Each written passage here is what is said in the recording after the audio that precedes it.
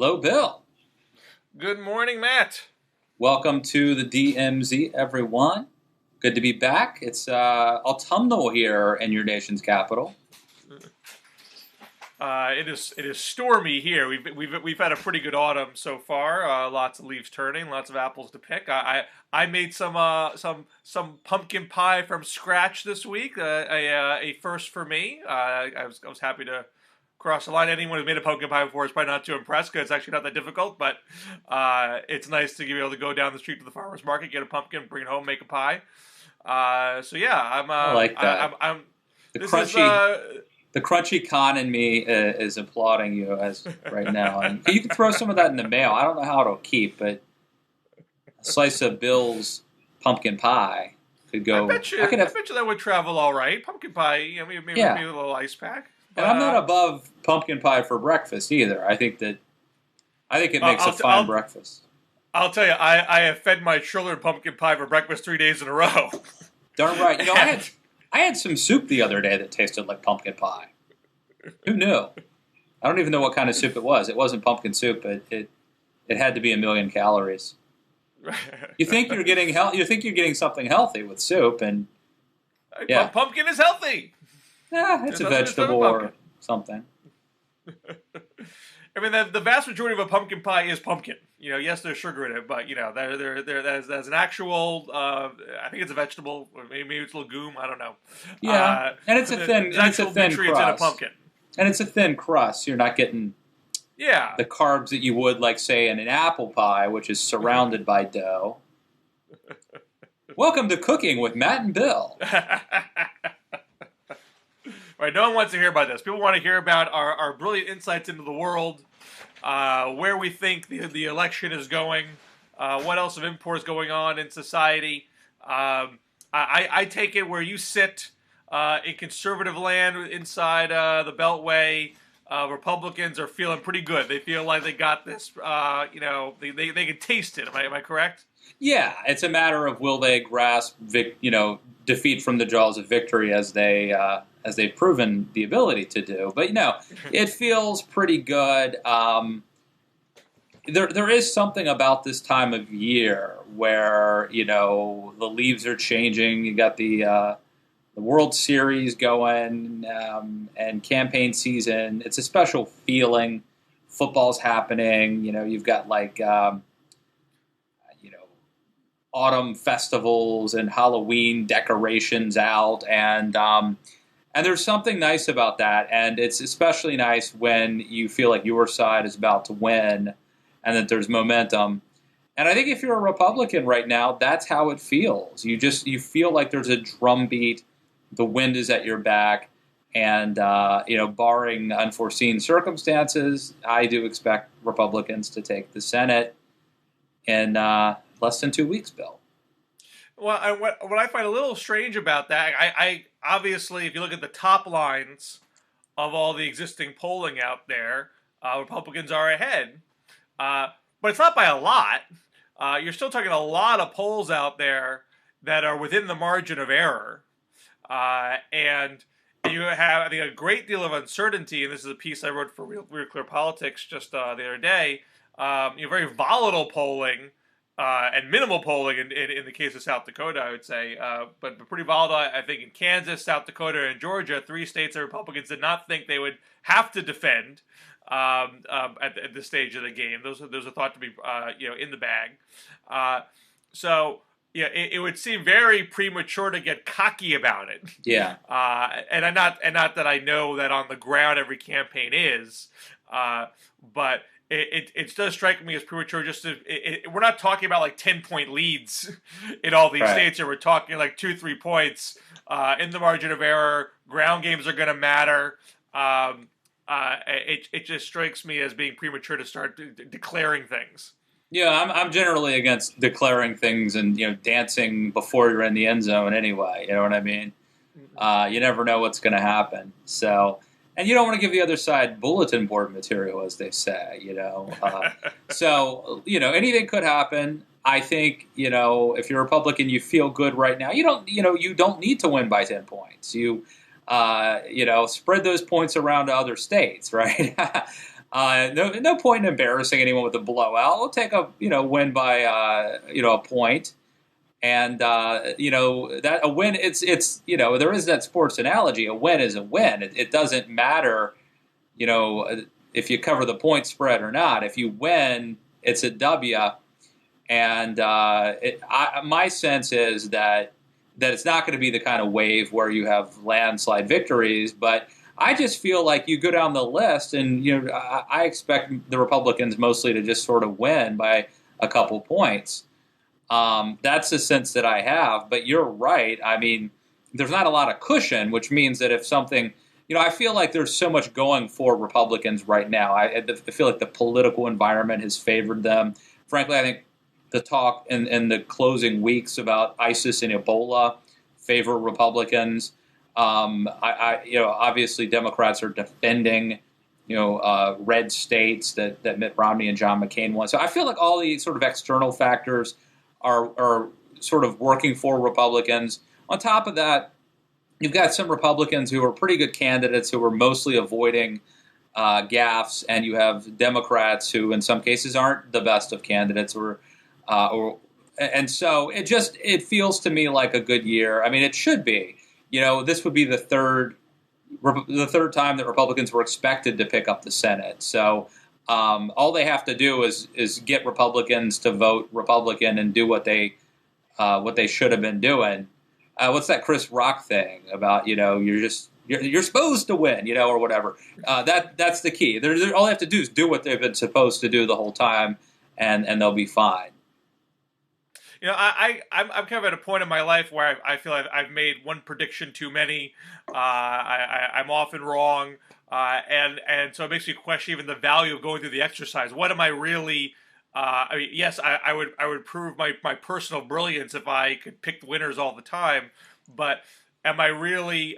Is that helping me understand what's going on in the electorate? And that to me, I think is more important as far as trying to understand what does the country want, how should we govern, how should the political system interpret the results, whatever they are.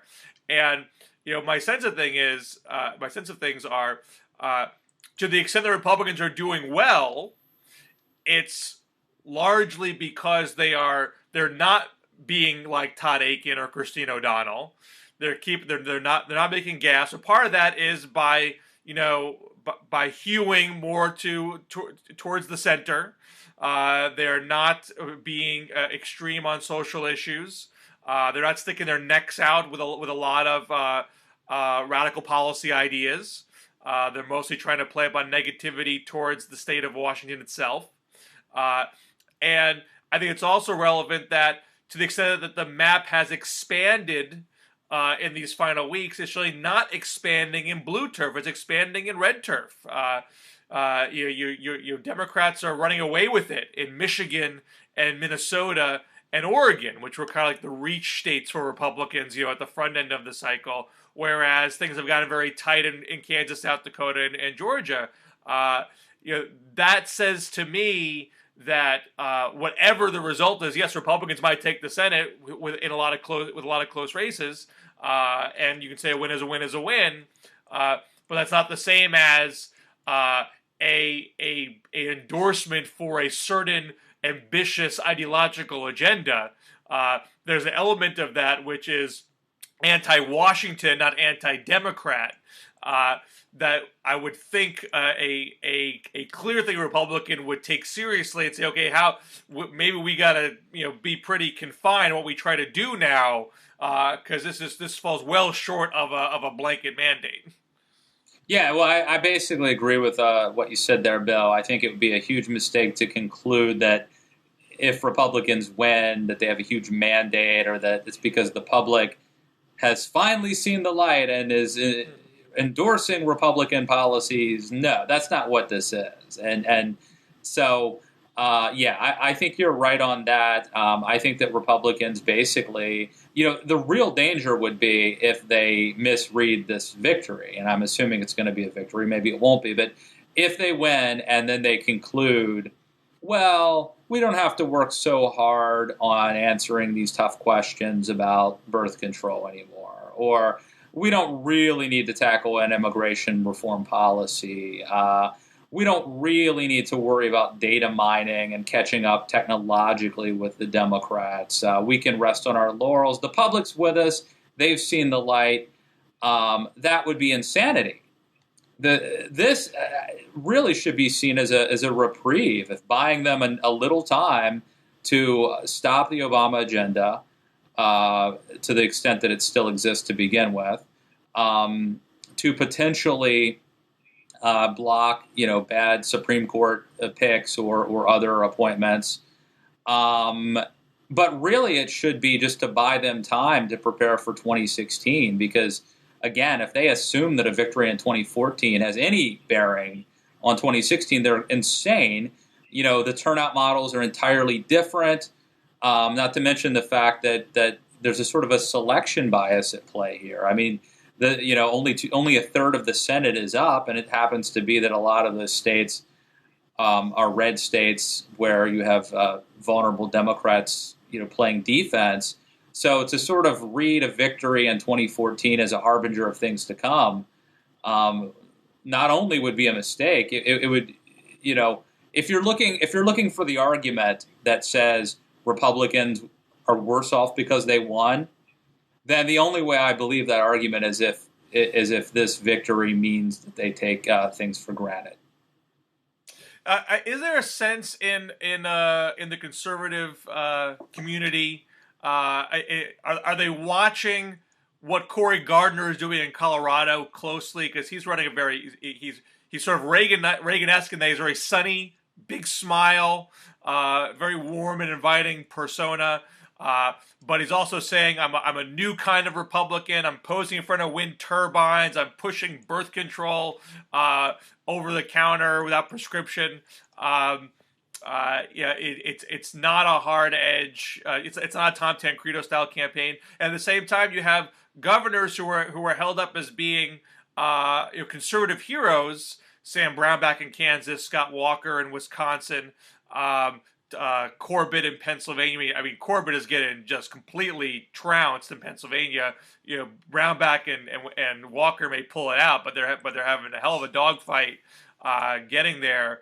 And even what's going on in North Carolina, the governor's not on the ballot, but the speaker of the state house, Tom Tillis, is a Republican who seems to be coming up a little short. He's doing the worst, I think, of all the Senate challengers to have Democratic incumbents. And some of that seems to be attributed to his record in the state house. Are folks in the conservative world taking that in and processing that, and saying what does that mean for what we want to do in the future?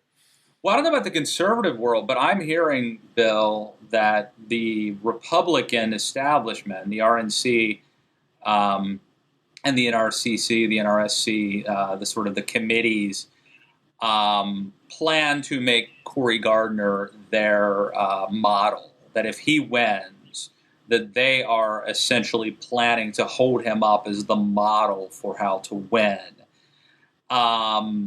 which is interesting because, why him? I think that, he maybe he's a type, there should be multiple models, and not everything works for everybody, and states are different. And there's something we can learn from Cory Gardner if he wins, but, look up in New Hampshire where Scott Brown is running an entirely different campaign, essentially as a populist.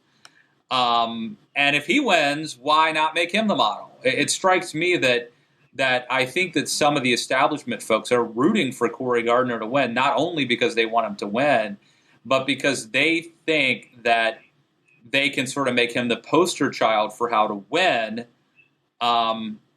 I would argue it's more complex than that. Maybe he's the model of how to win a certain type of race in a certain type of state. But I do get the sense, Bill, to answer your question, that if he wins, they will be sort of touting him as the model. Well, I have a lot more respect for Cory Gardner as a candidate than Scott Brown as a candidate. I'm sort of offended that he's gotten this far in life. But one point to make about Scott Brown though is he does certain things that I think tickle conservatives, the way he kind of plays up things like ISIS and Ebola. But still, he has a main message, which is, Gene Sheen votes with Obama all the time, and I was the most bipartisan senator. That's always his talking point. So he is still trying to put forth a message that he's a work across the aisle guy and not a partisan guy, and so that does dovetail with what Cory Gardner is doing. I think in both cases there's a lack of substance behind those talking points, but the talking points are relevant. Fair enough. I mean, you could say Tom Cotton then. I mean, Tom Cotton. Why not make him the model? And I understand you shouldn't, because he's running in Arkansas, and not every state is Arkansas. My point also is not every state is Colorado. And if what I'm hearing is true, there will be, they're not going to make Tom Cotton the sort of model. They're going to make Cory Gardner. And they want to. And they want to win in 2016. They need to expand their presidential map, and Colorado, New Hampshire are states they need to pick up to win in 2016. They have Arkansas for 2016 already. So don't you want to hold up a guy who's winning in what was previously a blue state? I certainly think there's something you can learn from him. I think it's something we probably learn from all these winners. In some cases, learn from what not to do. And in some cases, learn what to do. And look, don't get me wrong. If Cory Gardner wins in a state like Colorado against an incumbent, I definitely think there's something we can learn from him. And but my concern would be, and again, this is pure speculation because they haven't, as far as I know, implemented this yet. But if it happens to be the thing where, when you're recruited as a candidate to run for the House or Senate, you are essentially told to run the Cory Gardner template, I think that's sort of a mistake and a problem. And I also wonder if maybe it's an attempt to sort of inject a sort of ideology, not just a political technology, but an ideological bias into the campaigns, and hold him up as the only way you can win. Because if Tom Cotton wins, that's a way to win in a certain part of the country. And if Scott Brown can win in New Hampshire, and that's a heavier lift, seems less likely he will win. But if he does win, and he could win, then that's a different model certainly than Cory Gardner. Now, there's also Joni Ernst. I mean, that's the third person who, a Republican who could win a Senate seat in a state that Obama won in 2012. Although I think it's of Colorado, New Hampshire, and Iowa, it's the most conservative of those three Obama states in that it has a Republican governor and another Republican senator. The other two have Democratic governors, and Colorado has Democrats for all the top statewide offices. But Ernst is doing something kind of interesting in that, one, she is a woman, so she would potentially, and Terry Lynn Land is not going anywhere in Michigan, so Ernst is going to be, I think, probably if she won, the top female face that Republicans would be able to tout. And there are a lot. Sorry to interrupt, but I'll forget this, and it is significant. I mean, the Senate candidates are understandably getting a lot of the attention, and deservedly so. There are a lot of Republican women running for the House. There's a young woman up in New Hampshire, maybe. Right, Garcia. But I think she's a little behind right now. Okay, you got Mia Love, African-American woman, is going to win in Utah. Barbara Comstock, a conservative woman in Northern Virginia, looks like she's going to win. I think in Arizona, I think there are a couple of female candidates. One of them, I think, was like an Air Force pilot or something. I think you're talking about. I think McSally is her name. She's running against Ron Barber. I love Gabby Gifford. I love how I just throw out the generalities and then you bring it home with the specifics. You need to travel with me. This is why we work together. But that McSally Barber race is a very interesting race. I mean, you're talking about real, down the middle swing district. There's the whole Gabby Gifford's backstory going on there. But there could be a whole bunch of kind of young, up and coming Republican women in the House. Never mind never mind Joni Ernst in the Senate. So it's interesting. Right. The other point, too, Bill, real quick, before we move on, I want to give you some praise here. You wrote a piece in Real Clear Politics a couple weeks ago where you basically made the argument that what works is if you want to fight the war on women, if Republicans want to attract women voters, forget these stupid ads that are like funny or whatever. You just put women in front of a camera and have them talk directly to the camera, saying good things about the Republican candidate. And that seems to really be the model. And Mitch McConnell has really utilized this, not just in the past with Elaine Chao, but just very recently there was an ad I tweeted yesterday. By the way, Mitch McConnell now leading, according to the latest Bluegrass poll, leading amongst women in Kentucky over Allison Lonergan Grimes. And it is like 4 or 5 young Kentucky women looking right in the camera, saying that they're not, supporting Grimes and that they are supporting. One of them says, I'm a strong Kentucky woman. God, I resent what Allison Lonergan Grimes is saying about me, and I'm supporting Mitch McConnell. So they're taking your advice, Bill, or either that or you were just right all along, but I think you were on to something. Well, I assume Mitch McConnell had this strategy in mind before I wrote my piece, but you wrote that piece that identified that McConnell had the edge precisely because he solved the gender gap problem that had bedeviled a number of other candidates. And I do think that having those first-person testimonials, not staged actor testimonials, but it's more real women testimonials. And he also was smart enough to anticipate that he might get hit for voting against the Violence Against Women Act last year, and made sure that he helped shepherd through a more narrow bill, but one that was going to help with the backlog of DNA tests in rape cases. And he got the woman whose name was on the bill, Debbie Smith, who was a sexual assault victim, had a video of her personally praising McConnell for his devotion to women and crime victims. That takes a hell of a lot of sting out of an ad saying you voted against the Violence Against Women Act, fairly or unfairly. So people should look at what McConnell's done as a model as far as Republicans reaping the women's vote. On the flip side of that is that race is still within the margin of error race. Last 2 polls had McConnell up by 1 and by 3 because Allison Grimes is dead even with McConnell with men. And I think people should be looking at what she's been doing. I mean, she's posing with guns and saying that she handles a gun better than Mitch McConnell does. That's not going to work in every state. But I feel there's a sense of in Washington that she's run this horrible campaign, and she had that awkward answer about won't say how she votes for Obama. And Chuck Todd is out there saying how she's had this abominable campaign. She's dead even with McConnell in Kentucky. If she loses, that's amazing for a Democrat. She's dead even with men in Kentucky. That's a massive success. That deserves some exploration too. Well, it is weird. There's no gender gap as of right now. Well, there is a gender gap, and it's that McConnell's narrowly winning women, and she's, I guess, narrowly winning men. Or at least they're both very competitive. So there's very little. It's pretty dead even. It's all within margin of error stuff. But yeah, it's weird. Anyway, so I'm sorry, you were going to talk about Joni Ernst though before I jumped in. The thing about Ernst is interesting to me is that she made her big splash in the primary talking about hog castration as a symbol of how she's going to go into Washington and cut a lot of spending, and then when she got the nomination in the general, she did your traditional pivot to the middle.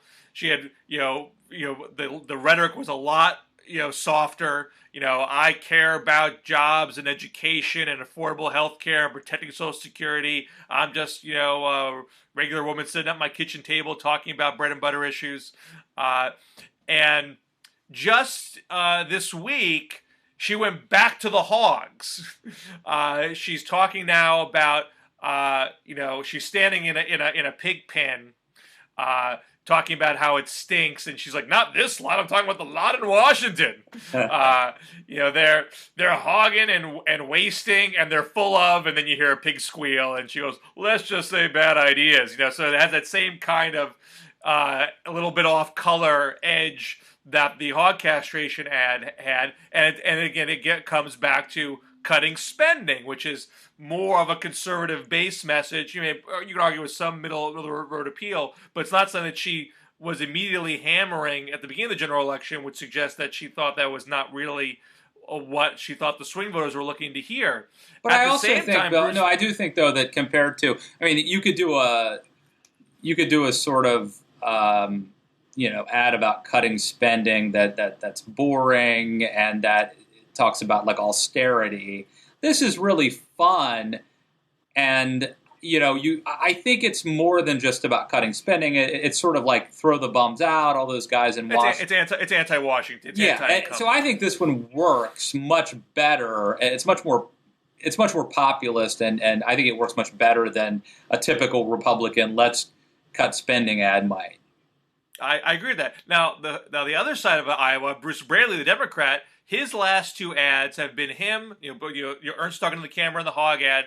Braley's talking to the camera in his two ads. He's got one ad where he's talking about expanding Social Security benefits, and a second one talking about outsourcing, hitting Joni Ernst on tax breaks for outsourcers, and he's going to fight that.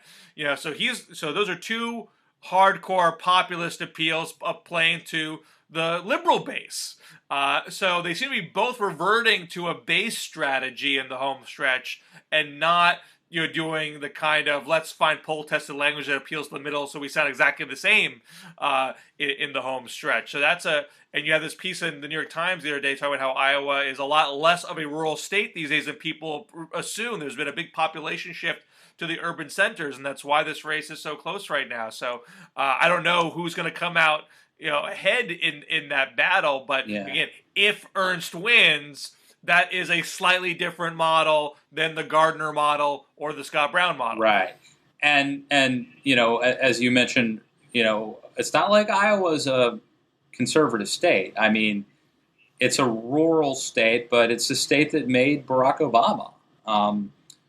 And by the way, there's another, I mean, I don't know if this is going to take off or not, but there's another sort of looming scandal that's coming across right now. Something that Joni Ernst said during an NRA event in 2012. I feel like I've seen this one before. Maybe they're recycling it. But she's essentially talking about she owns a Smith & Wesson. I believe in the right to carry, and I believe in the right to defend myself and my family, whether it's from an intruder or whether it's from the government, should they decide that my rights are no longer important. I feel like I've heard this before. Like, I don't know if this is a recycled scandal or what, but it's bubbling up again. So I don't know if it's going to take off and hurt Joni Ernst, but I'm seeing it out there. Now you have in South Dakota, which may be the strangest race of them all. It's a four-way race. The Republican there is still being bedeviled by this EB-5 scandal, which involves a federal program where states can get foreign investors to invest in their states and then get green cards in return. And there's questions whether the former governor Mike Rounds, was part of an abuse of the program and playing favorites and selling green cards to cronies, that kind of thing. And I think another shoe dropped this week where it was reported that he knew more about one of his underlings' conflicts of interest than he let on before. And that's like making it very competitive. This is a guy who left office after 2 terms with 62% approval, and now he can barely clear. I don't think he is clearing 40% in some of the polling out there, but there's not been a lot of polling, so it's hard to know exactly where things stand. And the Democrat is polling around 30, and the Independent Larry Presser is polling around 30, and you have this far right guy polling around 3 or 5. You can say that's just a quirk of a scandal happened that wasn't expected, and therefore you can't make any broader interpretations about that. But it seems funny to me that the right-wing guy is not picking up more of that support, that it's the 2 left-leaning folks, the Democrat and the Independent, who are picking up the the support. That's, I think, if that goes down and if Greg Orman can pull it out in Kansas, that's a dead heat race right now. And you have the David Perdue outsourcing gaffe in Georgia that he's having a tough time overcoming. Nunn has been up in Michelle Nunn's been up in the last two, 3 polls out there. That could make election day very confusing for people. And by the way, I don't look. I don't want to be the conservative hack here to point this out, but let me. I don't know that this has been really fleshed out. Maybe others have touched on it, but okay. Mike Rounds, South Dakota. Pat Roberts, excuse me. Pat Roberts in Kansas. And David Perdue in Georgia. What do these 3 Republicans have in common? Well, I don't know. Okay, I would say, aren't they all sort of establishment moderate types? I mean, these aren't Tea Party insurgents. None of them are Tea Party. I think to the extent they were been deemed rhinos varies. I mean, the Tea Party was really disliked Rounds, it seems. And he won his primary, I think, with about 58 because the other more conservative candidates fractured. Roberts had a Tea Party challenger, but that guy didn't really get very far. I don't recall what the final result of that primary was, but I don't think that was that close. And Perdue, Purdue's sort of more of like a Mitt Romney type, a CEO type. And he beat back some Tea Party challengers too. But I didn't get the sense that Tea Party really disliked Perdue, but maybe you know better than me. Yeah, I think they do. I mean, I think he was the most establishment. There were four candidates initially, I think, that mattered. Maybe Karen Handel was the Tea Party favorite, right? But there was Jack Kingston. I think he was the least. He was the least favorite, I think, of the Tea Party candidates. My point is, not to be hackish about this, but I think it is interesting that, the knock against the Tea Party conservatives, and I've been guilty of this as anybody, of talking about these not ready for primetime candidates who cost elections, who say crazy, stupid things. Now, here's what I will say this about the establishment candidates. And by the way, let's talk about Ed Gillespie running in Virginia, right? That's the worst establishment candidate of them all. I like Ed Gillespie, and I think he is a conservative, but he is also an establishment guy. He clearly, you don't get more establishment than he is. I think he's a real conservative too, but he's an establishment guy. He's run an utterly safe campaign. I think he wants to be governor, and what if he were mixing things up like Scott Brown in New Hampshire? I mean, I don't know that maybe Mark Warner's untouchable. But anyway, so here's my point, though. So you've got these guys like Roberts. You've got these, you've got Perdue. You've got Rounds.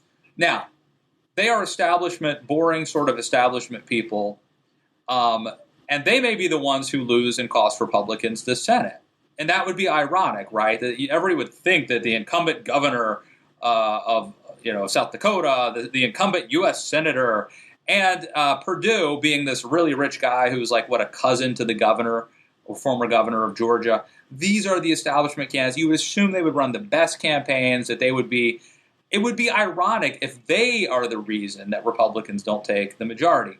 But here's why I tell you there's an argument for these guys, and why I think the establishment and the Republicans like them. And it's not just about ideology. It's not just that they're moderates. It's because when David Perdue says something stupid about outsourcing, by the way, he said it a decade ago. It's Oppo research that comes out. But he repeated it. He repeated on camera last week. I mean, that's the real damning thing. He was asked about it, and he said, "How do you defend a comment like that?" He goes, "Defend it. I'm proud of it." And so that's on video that Michelle Nunn's using an ad. That's a good distinction. But here's my point. That hurts David Perdue, and it could cost Republicans a Senate seat in Georgia. It doesn't go viral. It doesn't impact every other race in America. It doesn't become on something that MSNBC or the mainstream media can really exploit, because it's a little bit boring, and it's a boring candidate, and it's like one state, right? Mike Rounds, he may lose, or let's say Pat Roberts, right? Maybe he loses in Kansas. Maybe that ends up being what costs Republicans a seat. But he's not going to say something. He's not going to say something that's going to like go viral and hurt Joni Ernst in Iowa, right?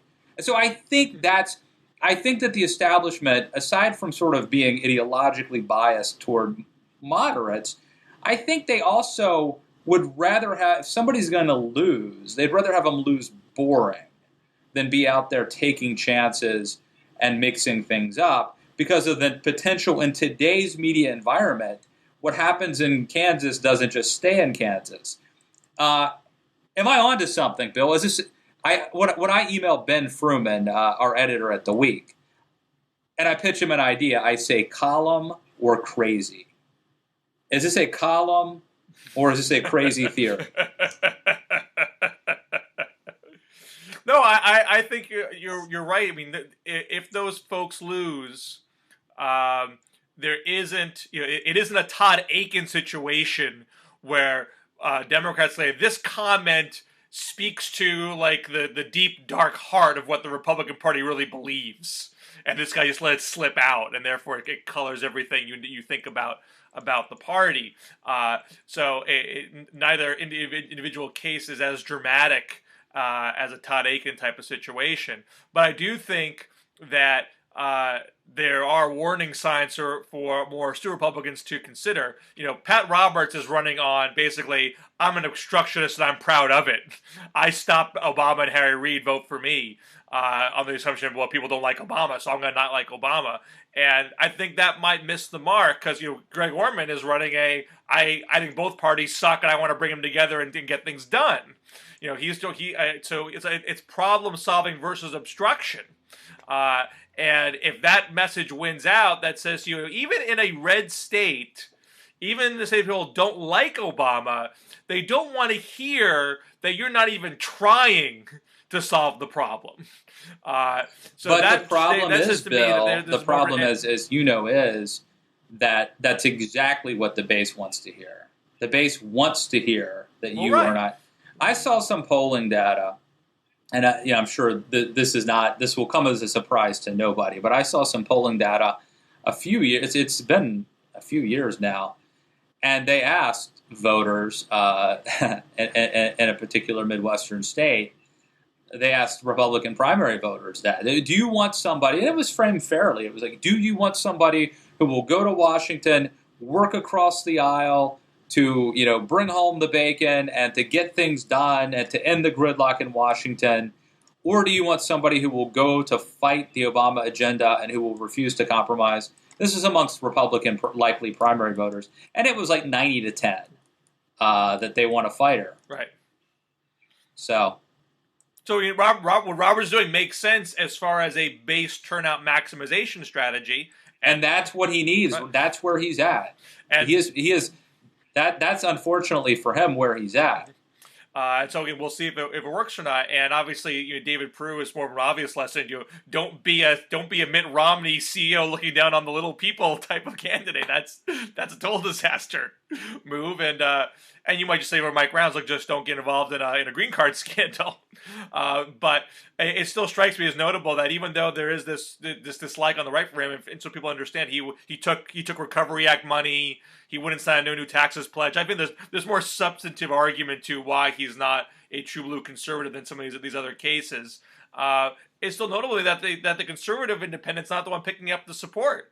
Why is it that the more populist messaging from Pressler and Weiland is 50% plus as it stands? It just means the quirkiness of South Dakota, but I think it bears exploration.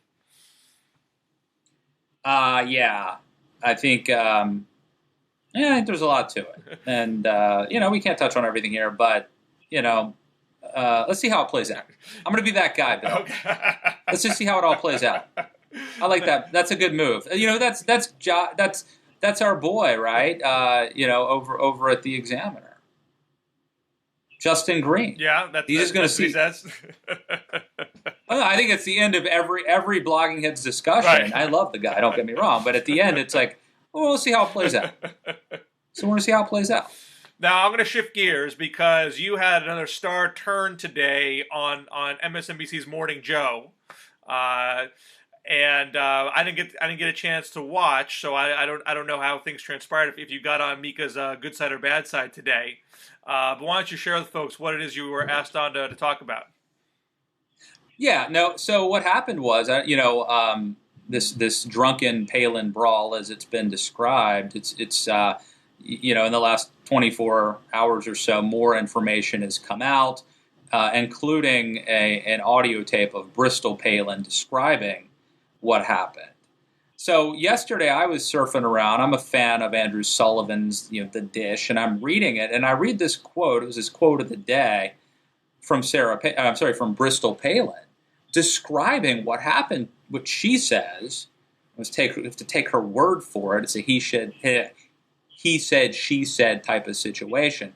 But when you read it, Bill, it's scary stuff. What she alleges happened to her, that a man threw her down on the ground, called her a slut and other things, dragged her around on the ground in front of her 5-year-old. And then I saw how people were playing this. It's being spun like, the drunken Palin family brawl.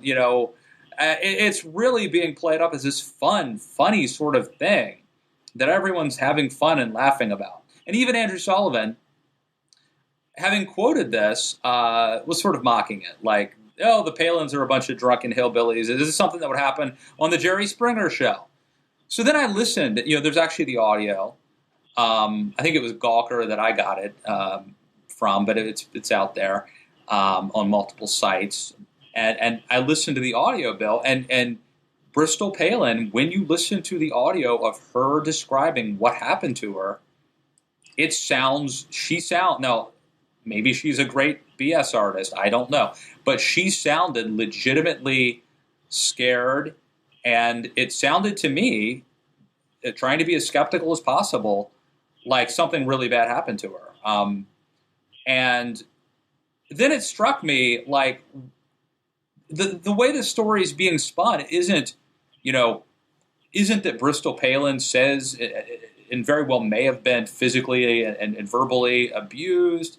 It's like, hey, check out this fun, drunken brawl that the Palins had. And it just really seemed discordant to me. And I can't imagine if someone, now I know that the Palins have past baggage, and people think they're white trash, but it struck me if this was any other young woman, we talk about a war on women, if this is any other young woman describing a man, a 38, 39-year-old man, throwing her on the ground, dragging her around, saying vulgar, horrible things to her, and then we say, but they're white trash, or but she threw the first punch, which may or may not happen. Some of the witnesses claim that happened.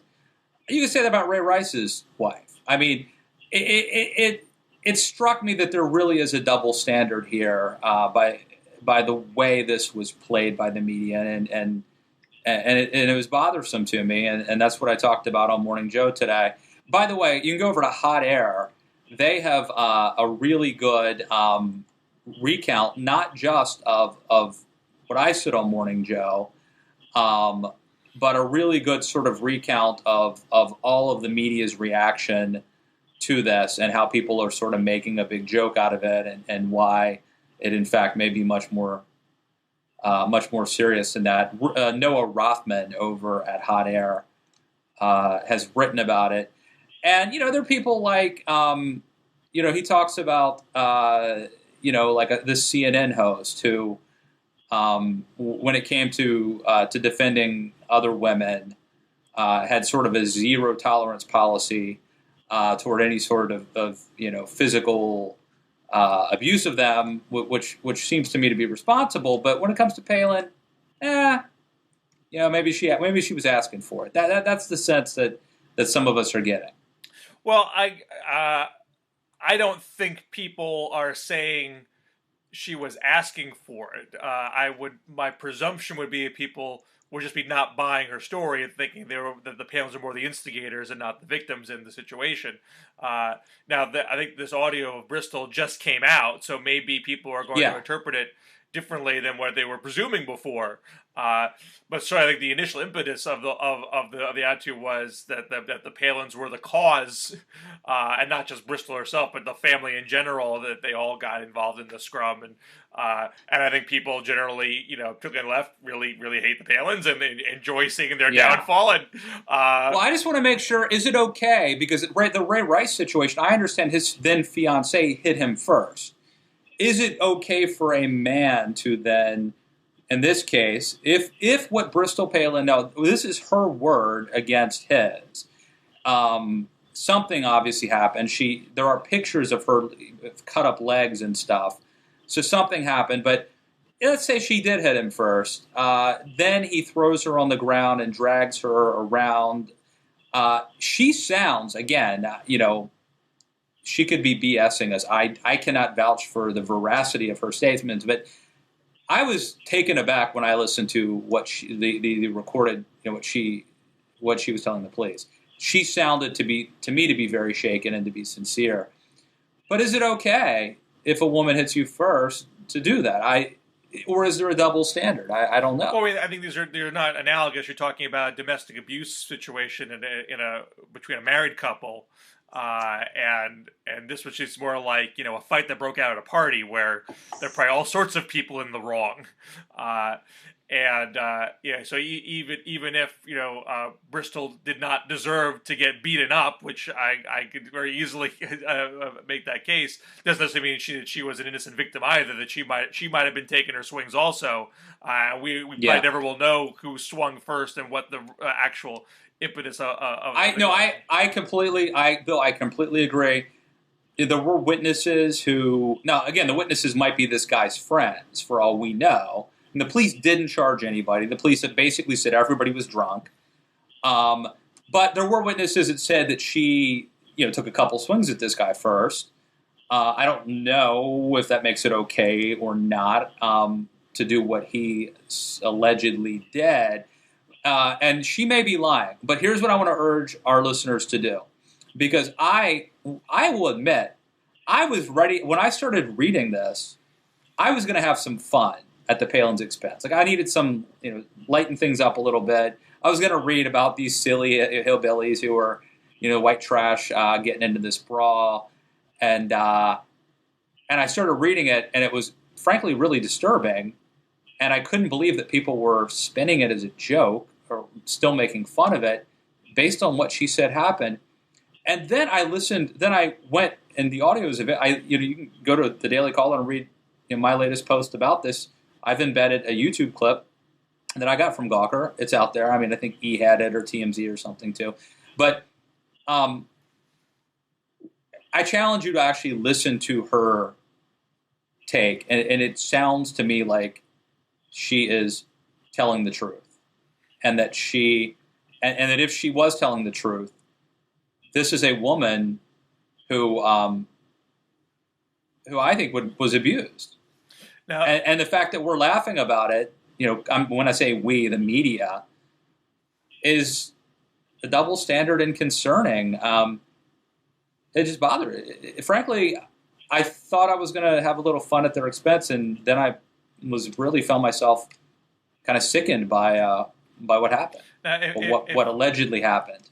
If I can seg while putting words in your mouth, I feel like implicit in your comment is a suggestion that perhaps people on the left are not holding the Palins to the same standard as they do other female victims of violence, and that is somewhat analogous, I think, to the resurfacing of Monica Lewinsky, who is now presenting herself as an anti-cyberbullying activist and using her story from the Clinton days as, in her words, that she was patient zero of this scourge. And I do think there's something underlying there in that when the scandal broke, the vast majority of the major feminist organizations circled their wagons around Bill Clinton, defending him for his policy record in supporting reproductive freedom and equal rights for women. And on the whole, I mean, there may be certain examples of people saying untoward things about Monica. I really don't remember off the top of my head. I think, but on the whole, probably just sort of ignored her plight and focused on protecting Clinton. Where some conservatives were saying, why aren't these folks defending the victim of a sexual harassment in the workplace, the predator boss preying on the intern? A lot of feminist groups saying, well, look, this is, she's an adult, this is a consensual relationship, it's really not workplace harassment. I think there's a certain amount of debate and gray area that can be hashed out there. But I sense now that you have the next generation of feminists who were really children during the Lewinsky affair, I think have a sense of regret. Now, not a personal regret because they weren't the ones, who were adults at the time, but a sense that the women's community did let Monica down. Not so much they had to accuse Bill Clinton of being a sexual harasser. And Monica's not saying that either. Monica's not, her focus has not been on what Bill Clinton did to her. Her focus has been on what Matt Drudge did to her and what the media did to her. Right. And that's absurd. Well, I mean, I want you to get there. So let me just wrap it up. All right. I do think that you're hearing in amongst younger feminists a sense of solidarity with Monica, that she was a victim of a general culture of quote unquote slut shaming that should have been called out at the time and wasn't. And I think there are people that want to make amends for that now. And so she might get more backup from the new wave of feminists than she did 20 years ago. But you go on, make your point. Well, I think you make some good points. First, to just tie up the loose ends on Bristol, I think you're right. I mean, I'm suggesting that there's like a double standard. Number one, people don't believe her, and maybe she's lying. I don't know. I do think that there might be a bias toward believing a woman if it wasn't Bristol Palin. But if she's lying, she's lying. Now, if she's telling the truth, I do have to tell you, I've seen on Twitter, and I'm not saying that this is an accurate representation of public opinion, but I have had people on Twitter who contact me and say things like, well, she shouldn't have been drinking. She was drunk. Or, well, people don't believe them because they're white trash. Or she shouldn't have put herself in that position. Or even she threw the first punch, which is normally maybe a legitimate point, except if you factor in nobody seemed to care about the fact that Ray Rice's wife, or then fiance, allegedly threw the first punch. There seems to be a sense that, that what he did was inappropriate and inexcusable, and certainly not an appropriate reaction. Well, we don't have video of this. If we didn't have video of Ray Rice, nobody would probably care that much either. But what if there were video of Bristol Palin being pushed down, dragged around on the ground, and called a slut? Then maybe things would be different. Maybe things don't matter unless they're on video. Anyway, that's the end of that. I think that you are right. There's a similar dynamic at play with Monica Lewinsky. I think that that feminists largely, with a few exceptions, were willing to not only overlook what Bill Clinton did, but also defend him, and in some cases to impugn Monica Lewinsky. Let's keep in mind, she is a liberal. She was interning for Bill Clinton, and I think that she realizes it would be a bad move for her to become a conservative and to publicly, sort of criticize him and or Hillary. But she wants to remain relevant or reinvent herself. And so I think she's doing this real sleight of hand, right? Like, if she wanted to have to have sort of a purpose in life and to be a spokesman for something. There are a lot of much more relevant things she could tackle. She could tackle sexual harassment in the workplace as a prime example of something that she could speak to. Instead, she's going after this cyberbullying, which I think is really apropos of nothing. It's on her list of problems. It's 9 or 10 on her list of people that she ought to be mad at or blame. And it really seems like an attempt, as Rush Limbaugh said the other day, to sort of rewrite the story, to redefine the narrative, to make what happened to Monica Lewinsky not about the President of the United States, perjuring himself, about preying on a young woman, but instead about how the vast right-wing conspiracy attacked her and bullied her.